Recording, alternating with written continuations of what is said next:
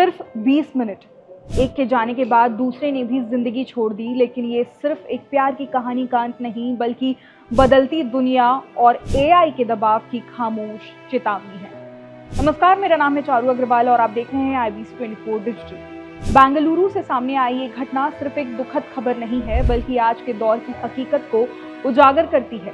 31 साल के इंजीनियर चंद्रभानु रेड्डी और उनकी पत्नी शाजिया दोनों ने कुछ ही मिनटों के अंदर में अपनी जान दे दी। जांच में सामने आया कि रेड्डी अमेरिका में 80 लाख रुपए सालाना पैकेज पर काम कर रहे थे, लेकिन एआई ऑटोमेशन की वजह से उनकी नौकरी चली गई।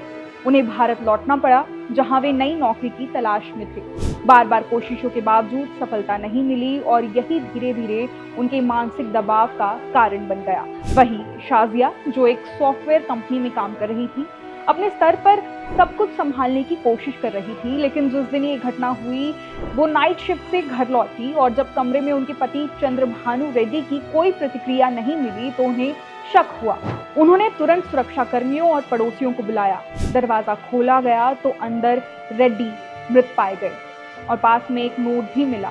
इस पूरे घटनाक्रम के दौरान शाजिया गहरे सदमे में थी।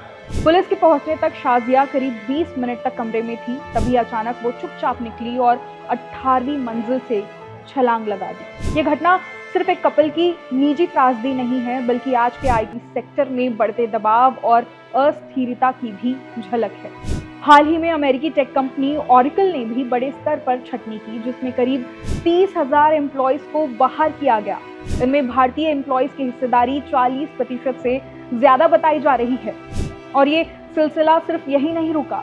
गूगल, माइक्रोसॉफ्ट और अमेज़न जैसी दिग्गज कंपनियों ने भी पिछले कुछ सालों में हजारों एम्प्लॉयज को नौकरी से निकाला है।